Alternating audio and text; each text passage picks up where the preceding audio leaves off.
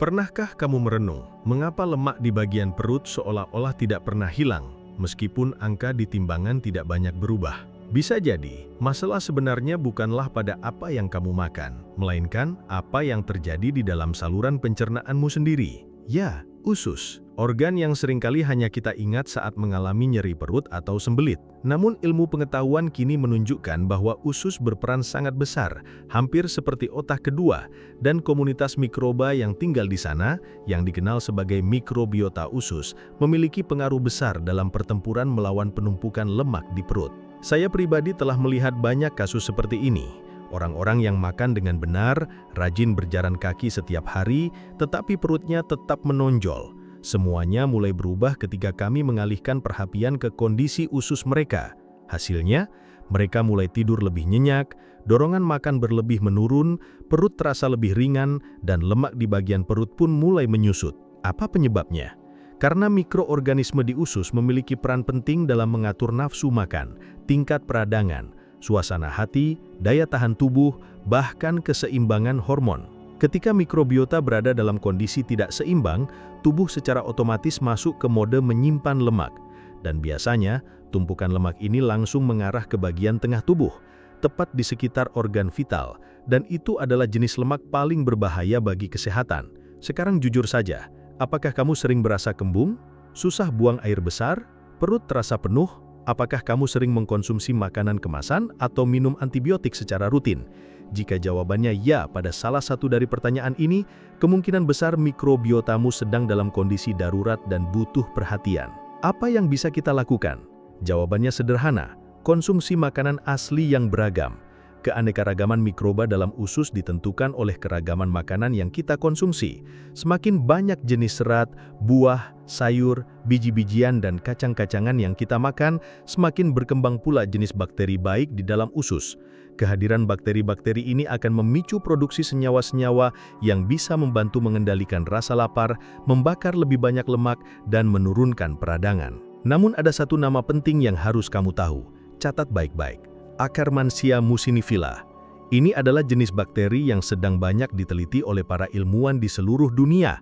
Ia membantu menjaga dinding usus tetap kuat, menurunkan resiko obesitas, memperbaiki sensitivitas insulin, dan memiliki sifat anti radang yang sangat bermanfaat. Sayangnya, bakteri ini sangat sensitif terhadap oksigen, sehingga sangat jarang ditemukan dalam suplemen probiotik yang dijual bebas. Jadi, bagaimana cara agar bakteri ini bisa tumbuh dalam tubuh kita? Penelitian menunjukkan bahwa ada beberapa jenis probiotik yang bisa merangsang pertumbuhan alami Akkermansia, khususnya yang mengandung Lactobacillus rhamnosus dan Bifidobacterium animalis. Sebuah penelitian terhadap wanita yang mengalami kelebihan berat badan menunjukkan bahwa konsumsi jenis bakteri ini secara teratur selama jangka waktu 3 bulan menghasilkan penurunan signifikan pada lemak perut. Namun saya ingin bicara jujur padamu, suplemen memang bisa membantu, tetapi pola makan yang tepat memiliki dampak yang jauh lebih besar. Jika harus memilih, berinvestasilah pada makanan asli. Gunakan makanan sebagai alat pengatur kesehatanmu. Apa yang kamu konsumsi akan membentuk kondisi ususmu, dan kondisi usus akan menentukan bentuk tubuhmu. Sekarang jujurlah pada diri sendiri. Apakah kamu benar-benar menjaga kesehatan ususmu? Atau kamu hanya ingat usus saat mulai terasa tidak nyaman? Lemak di perut hanyalah gejala luar, akar masalah sebenarnya ada di dalam tubuhmu. Cobalah ini selama 10 hari ke depan. Tingkatkan konsumsi makanan tinggi serat. Kamu tahu kan makanan dengan warna-warni yang sering kita tunda karena alasan tidak sempat? Sekarang waktunya untuk berubah. Tetapkan tujuan, setidaknya 3 warna berbeda di setiap kali makan. Lalu perhatikan apa yang terjadi pada tubuhmu. Sistem pencernaan akan terasa lebih ringan. Energi dan semangat hidup meningkat. Lemak di perut mulai melembut dan perlahan menghilang. Inilah kekuatan perubahan dari dalam diri. Mulailah dari hal kecil, mulai dari hari ini. Dan jangan berhenti. Pernah merasa bahwa kamu sudah melakukan semuanya dengan benar, tapi perut tetap saja membandal? Mungkin masalahnya bukan pada makanan yang kamu pilih. Mungkin penyebab utama penumpukan lemak di area perut adalah satu jenis hormon. Hanya satu saja. Tidak terlihat, tidak terdengar, tetapi sangat merusak. Hormon ini bernama kortisol. Kortisol dikenal sebagai hormon yang muncul ketika seseorang berada dalam kondisi tertekan. Hormon ini sebenarnya bermanfaat saat kita menghadapi situasi darurat, karena ia mempersiapkan tubuh untuk melarikan diri atau bertarung. Namun jika kadarnya tetap tinggi setiap hari, sebagaimana terjadi pada orang yang hidup dalam tekanan terus-menerus, dampaknya menjadi berlawanan. Segalanya menjadi tidak seimbang. Nafsu makan meningkat, otot menyusut, tidur terganggu, sistem pencernaan melemah, tubuh menjadi lebih kebal terhadap insulin, dan lemak mulai menumpuk tepat di bagian tubuh yang paling beresiko, perut. Dan hal yang paling menyulitkan adalah, semakin tinggi tingkat stres yang Anda alami, semakin tinggi kadar kortisol Anda. Semakin tinggi hormon ini, semakin susah Anda untuk tidur nyenyak. Rasa lapar semakin sering muncul, dan semakin sulit pula menahan keinginan terhadap makanan manis, makanan ringan, atau roti hangat sebelum tidur. Itu adalah lingkaran setan. Dan jika siklus ini tidak dihentikan, maka tidak ada jenis olahraga, pola makan, atau obat yang bisa memberikan hasil jangka panjang. Saya menyaksikan hal ini setiap hari di ruang praktek. Banyak pasien sudah mencoba berbagai cara, namun baru memperoleh hasil ketika mereka mulai mengelola stres dengan serius. Seorang pasien saya yang sudah mengalami gangguan tidur selama bertahun-tahun, mulai memperbaiki kualitas tidurnya hanya dengan melakukan perubahan kecil dalam rutinitas hariannya. Dan dalam waktu 2 minggu, ia sudah kehilangan sekitar 2 kilogram, tanpa mengubah pola makan sama sekali. Yang berubah hanyalah kadar kortisolnya. Dan ketika hormon itu menurun, tubuh pun merespons. Apakah Anda merasa lelah meskipun sudah tidur, sulit tidur atau sering terbangun di malam hari? Sering mengalami sakit kepala, mudah tersinggung, dan tidak sabaran terhadap orang lain? Itu adalah tanda-tanda umum bahwa kadar kortisol Anda terlalu tinggi. Dan hormon inilah yang diam-diam menggagalkan upaya Anda. Menstabilkan kortisol memang tidak mudah, namun sangat mungkin dilakukan. Dan semuanya bermula dari 2 hal sederhana: tidur berkualitas dan mengurangi tekanan dalam kehidupan sehari-hari. Kedengarannya sepele, namun seberapa sering Anda benar-benar memberi prioritas pada tidur Anda? Bukan tidur lama, tetapi tidur yang berkualitas. Memiliki kebiasaan menjelang tidur seperti menjauhkan diri dari layar gawai, meredupkan cahaya, menghindari makan berat di malam hari, serta tidak mengkonsumsi kafein setelah pukul 4 sore. Kebiasaan-kebiasaan kecil ini bisa memberikan dampak besar. Di siang hari, kita juga perlu belajar untuk melambat. Bukan berarti harus meninggalkan segalanya dan hidup di hutan, melainkan mencari waktu jeda.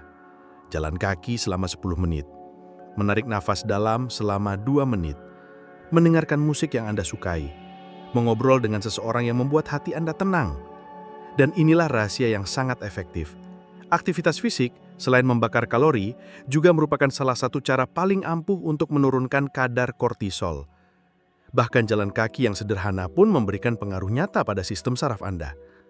Otak Anda mengalami perubahan saat berjalan. Kecemasan mereda, suasana hati membaik, dan tubuh berhenti menimbun lemak sebagai bentuk perlindungan. Bukan kebetulan jika orang yang hidup dalam tekanan berat cenderung memiliki lebih banyak lemak di bagian perut, meskipun tidak makan secara berlebihan. Jika Anda melihat sekeliling, hal ini menjadi semakin umum. Para pekerja yang hidup dalam rutinitas tanpa henti, para ibu yang kelelahan, anak-anak muda yang gelisah, semuanya memiliki keluhan serupa. Perut yang tidak juga mengecil. Saya ingin mengajak Anda melakukan tantangan kecil. Mulai malam ini, matikan semua layar 1 jam sebelum tidur. Seduh teh yang menenangkan, baca beberapa halaman buku yang ringan, lakukan 3 kali tarikan nafas dalam.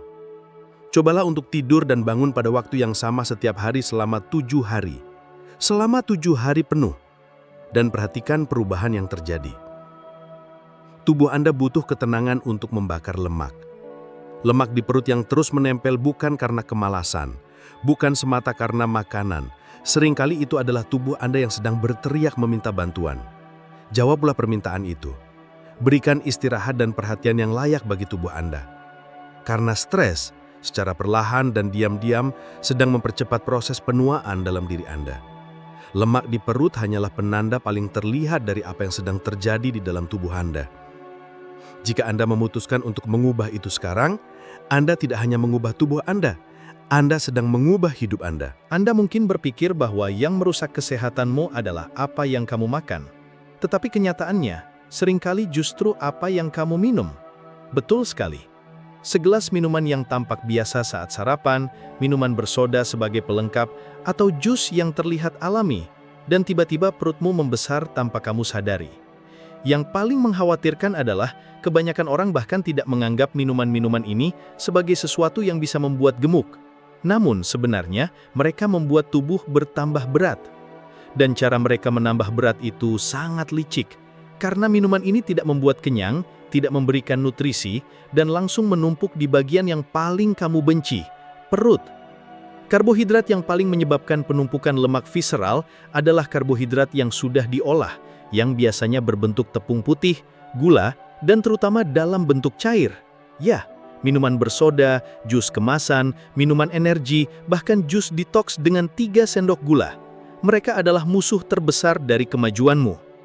Pernahkah kamu memperhatikan, setelah minum segelas minuman bersoda atau jus, rasa lapar datang kembali kurang dari 1 jam kemudian? Hal ini terjadi karena minuman tersebut menyebabkan lonjakan glukosa darah yang cepat. Tubuh merespons dengan melepaskan insulin dalam jumlah besar, dan saat glukosa itu turun, kamu merasa lapar secara tiba-tiba dan ingin makan sedikit lagi. Siklus ini berulang setiap hari. Kamu bukan makan terlalu banyak, tapi kamu minum terlalu banyak. Semua yang dikonsumsi dalam bentuk cair dan memiliki indeks glikemik tinggi lebih mudah berubah menjadi lemak. Ada orang yang bilang kepada saya, "Ah, dokter, ini cuma jus alami buatan rumah." Saya mengerti. Tapi kenyataannya saat kamu memeras jus dari buah, kamu juga menghilangkan seratnya. Yang tersisa hanyalah gula. Dan meskipun berasal dari buah, jika berlebihan juga akan menjadi lemak. 1 buah jeruk rata-rata mengandung 10 gram gula. Segelas jus jeruk bisa mengandung 3 atau 4 buah jeruk. Itu setara dengan hampir 1 minuman bersoda dalam hal kandungan gula. Tapi karena ini alami, kita tidak menyadari bahayanya. Bagaimana dengan karbohidrat padat? Aturannya sederhana, semua yang berwarna putih dan lembut harus diwaspadai. Roti putih, nasi putih, mie, biskuit air garam, semua itu berubah menjadi glukosa dengan sangat cepat dalam tubuhmu. Sekali lagi, insulin melonjak dan lemak mulai menumpuk, terutama di perut. Sekarang perhatikan fakta ini. Penelitian menunjukkan bahwa orang yang sering mengonsumsi minuman manis memiliki penumpukan lemak visceral yang jauh lebih banyak dibandingkan mereka yang tidak mengonsumsinya. Salah satu studi paling mengganggukan yang dipublikasikan di Journal of Clinical Nutrition menunjukkan bahwa peserta yang hanya menghilangkan minuman manis tanpa mengubah apapun dalam pola makan mereka berhasil mengurangi lemak perut hingga 14% dalam waktu 10 minggu, hanya dengan menghilangkan cairan itu, tanpa olahraga, tanpa diet, hanya itu saja. Saya juga punya pasien yang mencoba metode ini. Dia ketagihan jus anggur asli yang 100% alami tanpa tambahan gula. Dia menggantinya dengan air lemon selama 1 bulan. Saat kembali ke klinik, berat badannya turun 3,8 kg. Lingkar perutnya mengecil 5 cm.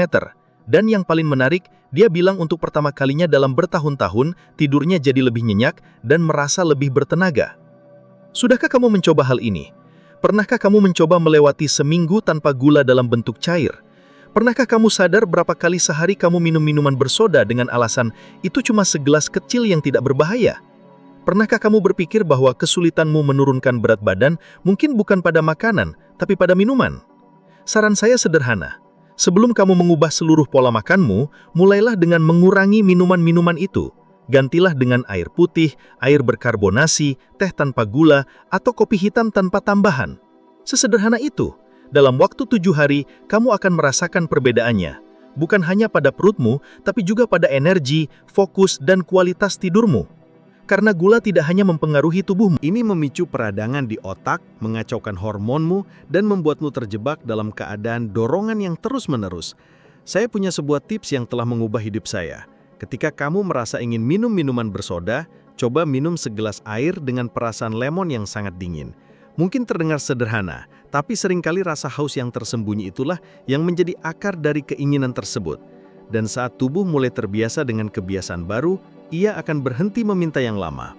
Perubahan besar dimulai dari hal kecil, dan hal yang paling mudah namun sering diabaikan adalah apa yang kamu minum. Kamu tidak harus berhenti makan semuanya, tapi kamu perlu berhenti minum sesuatu yang merusak tubuhmu dari dalam. Karena tanpa kamu sadari, kamu bisa saja bertambah gemuk bukan karena makanan yang kamu kunyah, tapi karena asupan cairan. Ini adalah kesalahan paling umum bagi mereka yang berjuang melawan lemak perut tapi tidak pernah berhasil. Sekarang setelah kamu tahu, buatlah pilihan yang berbeda. Karena hanya dengan menghilangkan hal ini bisa menjadi titik balik dalam kesehatan dan hidupmu. Ada satu hal yang jarang diberitahukan orang tentang membakar lemak perut. Yang benar-benar mengubah tubuhmu bukanlah apa yang kamu lakukan dalam satu hari, melainkan apa yang kamu ulangi setiap hari. Dan jika ada satu strategi yang bisa mengubah segalanya ketika menjadi bagian dari rutinitasmu, itu adalah meningkatkan metabolisme. Sebagian besar orang berpikir bahwa untuk mengecilkan perut, kamu harus melakukan 1000 sit-up atau berolahraga selama berjam-jam di gym. Tapi saya akan beritahu rahasia, lemak tidak akan hilang seperti itu.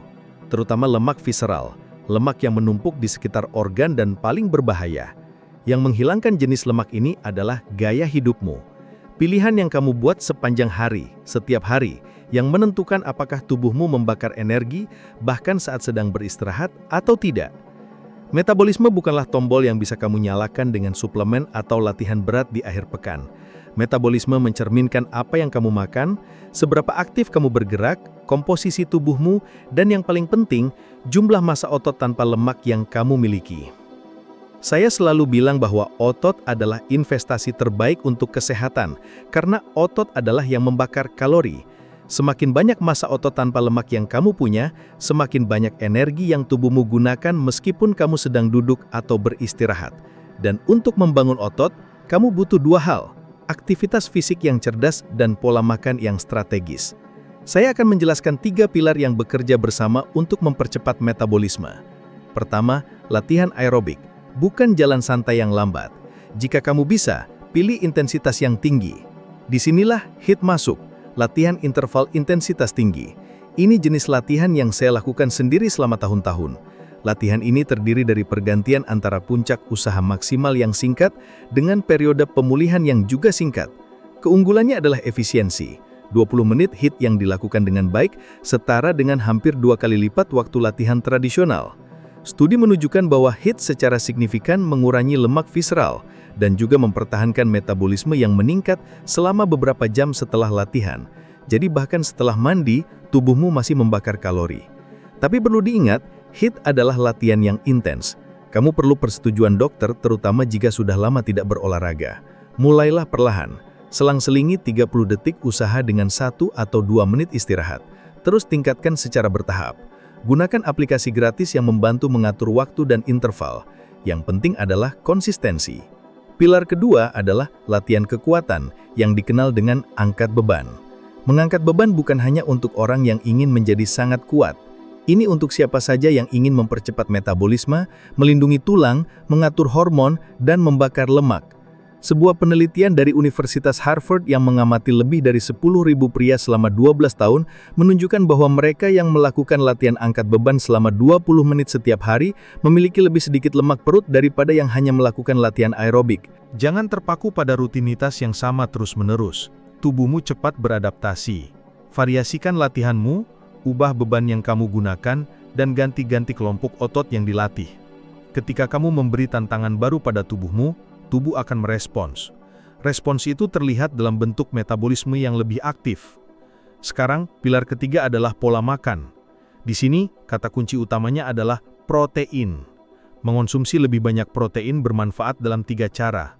Pertama, meningkatkan efek termal dari pencernaan, artinya, tubuh menghabiskan lebih banyak energi untuk mencerna protein dibandingkan nutrisi lain. Kedua, meningkatkan rasa kenyang. Kamu akan merasa puas lebih lama dengan porsi makanan yang lebih sedikit. Ketiga, protein menurunkan hormon lapar, grelin, yang membantu mengendalikan keinginan dan dorongan untuk ngemil makanan tidak sehat. Mau contoh nyata? Sarapan yang kaya protein seperti telur orak-arik dengan biji rami, sedikit alpukat, dan secangkir kopi hitam, memiliki dampak yang jauh lebih besar pada pembakaran kalori sepanjang hari dibandingkan dengan kopi dan roti tawar dengan margarin. Karena kombinasi lemak sehat, protein dan serat, menjaga kadar insulin tetap stabil dan metabolisme tetap berjalan optimal. Aku tahu, banyak orang merasa sulit untuk mengubah semuanya sekaligus, tapi kamu tidak harus mengubah semuanya hari ini. Mulailah dengan memilih satu kebiasaan untuk difokuskan. Bisa dengan menambahkan 20 menit HIIT 3 kali seminggu, atau melakukan latihan kekuatan di rumah menggunakan botol air sebagai beban, atau cukup mengganti camilan dengan makanan yang kaya protein. Yang penting adalah keluar dari keadaan stagnan, karena selama kamu belum meningkatkan massa otot, metabolisme tetap lambat. Dan ketika metabolisme lambat, dia terasa seperti hukuman. Kamu makan sedikit, tapi berat badan tidak turun. Pernah mengalami itu? Pernah merasa tubuhmu tidak merespon seperti orang lain? Aku mengerti. Aku sudah menangani pasien dengan masalah seperti itu. Dan ketika mereka menemukan cara untuk mengaktifkan metabolisme, rasanya seperti menemukan kunci rahasia. Lemak di perut mulai berkurang, energi kembali meningkat, suasana hati membaik. Dan semua itu bukan karena sihir, tapi karena konsistensi. Jadi, katakan padaku, apa yang menghalangimu untuk memulai? Kurang waktu? Coba HIIT. Tidak ada gym. Gunakan berat badanmu sendiri. Kurang pengetahuan? Tetaplah di sini dan terus belajar. Tapi jangan diam saja. Karena lemak visceral tidak menunggu. Dan metabolisme, ketika diaktifkan, menjadi sekutu terbesarmu dalam perjalanan transformasi. Mulailah hari ini. Biarkan tubuhmu bekerja untukmu. Tubuhmu tahu cara membakar lemak. Yang dibutuhkan hanyalah dorongan dari kamu untuk memulainya. Jika ada satu hal yang harus kamu ingat dari video ini, itu adalah ini. Lemak perut bukan hanya masalah penampilan, itu adalah tanda bahwa tubuhmu sedang waspada. Mengabaikan tanda ini bisa berakibat fatal. Tapi sekarang kamu punya alat nyata, terbukti secara ilmiah untuk mengubah keadaan. Tindakan kecil yang dilakukan secara konsisten, memiliki kekuatan untuk mengubah kesehatanmu dari dalam keluar. Untuk melanjutkan perjalanan ini, ada video lain di layar yang akan menunjukkan langkah berikutnya. Kita akan naik satu tangga lagi dalam pencarian hidup yang lebih sehat, dengan energi dan kebebasan lebih banyak. Klik dan tonton bersamaku. Terima kasih sudah ada di sini. Aku tunggu kamu di video berikutnya.